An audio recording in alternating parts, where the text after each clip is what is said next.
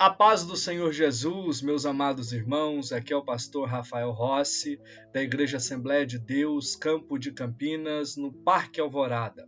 Esse é o nosso podcast Vida Cristã, esse espaço de diálogo que criamos para conversarmos temas pertinentes à nossa caminhada aqui na Terra até a volta de Jesus Cristo, sempre pautados na Palavra de Deus. Neste nosso 9º episódio, nós vamos conversar sobre a intimidade no casamento, respondendo a mais uma pergunta recebida da parte de nossos irmãos. Veja a pergunta que recebemos.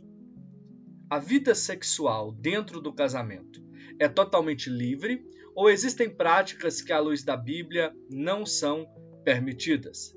Pergunta importante, interessante, sobre a qual temos sim que falar. Veja bem, meus amados irmãos, a Bíblia, ela estabelece a sexualidade como um presente da parte de Deus, destinada a ser usufruída exclusivamente no âmbito do casamento.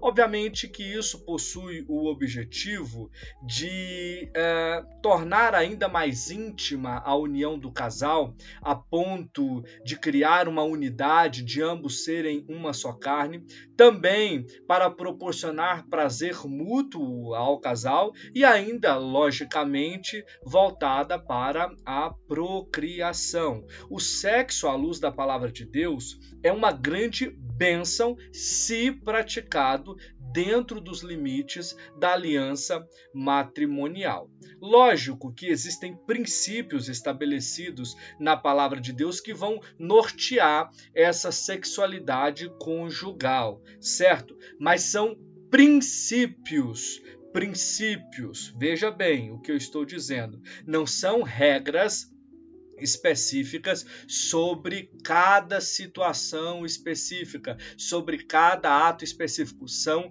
princípios. O primeiro princípio que eu quero trazer é o princípio da unidade, da mutualidade.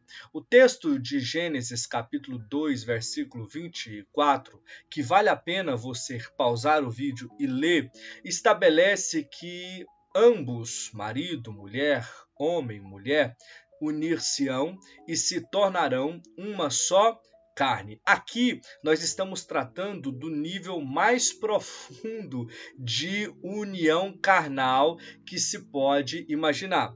O apóstolo Paulo, ele ainda expande essa ideia na primeira carta aos Coríntios, capítulo 7, versículos 3 a 5, que também vale a pena você ler. E nesse texto, o apóstolo Paulo deixa bem claro que o corpo de cada cônjuge pertence ao outro. O corpo do marido é da esposa e o corpo da esposa é do marido. E ele ainda instrui o casal a não se privar mutuamente da relação sexual, a não ser que haja um consentimento mútuo de ambos, né, para um propósito espiritual e desde que isso seja por tempo limitado. Um segundo princípio, que também é muitíssimo importante, não menos que o primeiro princípio, é o princípio da honra, da pureza.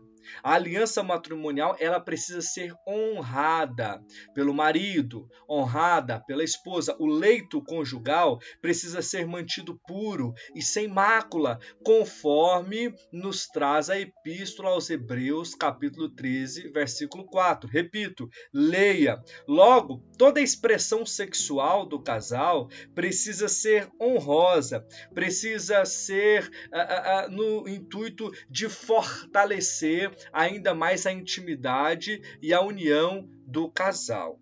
Mas precisamos ainda caminhar para aspectos mais práticos, né? As pessoas sempre estão interessadas em saber, tal prática é permitida? É proibida? Bom, veja, a Bíblia, conforme eu disse, ela estabelece princípios. Ela não vai oferecer um manual detalhado sobre quais atos sexuais são pecaminosos e quais não são dentro do casamento.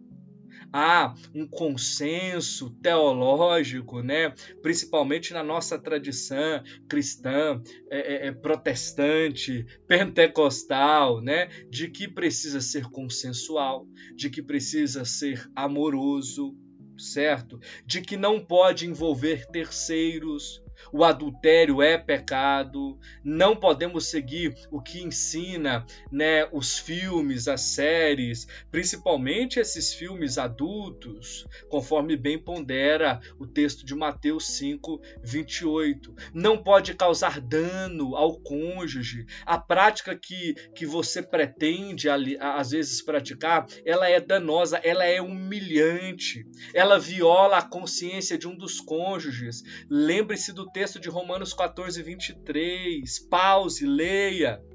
Veja, se você pensa que aquilo é bom para o casal, mas o seu cônjuge pensa que aquilo é pecaminoso, que aquilo não deve ser feito, não peque contra a consciência do seu cônjuge, né? Nós temos aqui que as práticas sexuais dentro do casamento, elas possuem uma ampla margem de liberdade, desde que praticadas dentro desses princípios, desde que não vão tornar o teu cônjuge um objeto sexual nas tuas mãos, porque isso é contrário ao que nos ensina a palavra de Deus. A liberdade sexual no casamento, ela é governada pelo amor sacrificial. Lembre-se sempre, né, o texto de Efésios capítulo 5, certo? Ali é importante, maridos, amem suas esposas. Qual o parâmetro? O parâmetro é o amor de Cristo,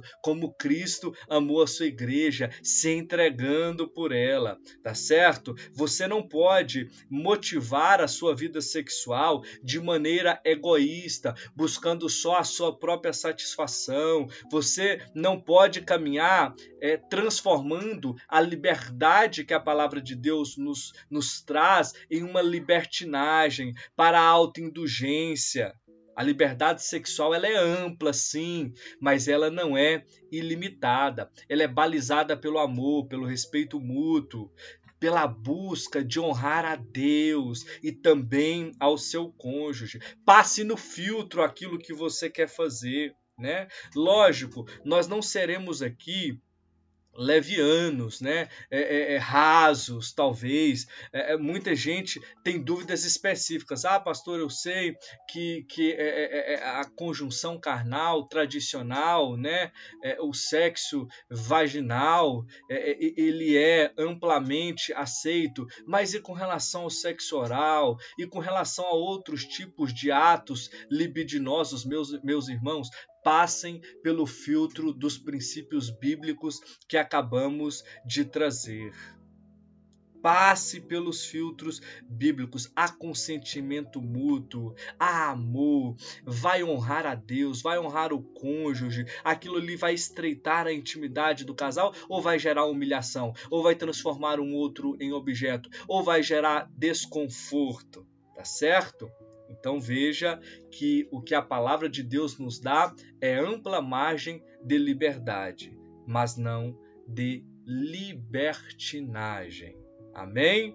Eu não posso dizer, concluindo, que sexo oral, sexo anal é proibido expressamente por algum texto bíblico, né? Aliás, existem até interpretações de texto do livro dos Cânticos, né, que querem dar a entender que ali temos uma prática de sexo oral, como, por exemplo, o texto de Cantares, capítulo 2, versículo 3. Mas veja, também, e com bastante atenção, nós temos princípios bíblicos, princípios éticos e morais norteados pela palavra de Deus que devem nos guiar também na nossa vida de intimidade sexual com o nosso cônjuge. Que Deus possa abençoar você. Tome bastante cuidado. Não dê liberdade para o inimigo transformar o que é para a bênção em maldição no seu casamento. Que Deus possa te abençoar ricamente. Se você gostou, curta, se inscreva, compartilhe e volte aqui para os próximos episódios. Deus abençoe, fiquem com Ele sempre.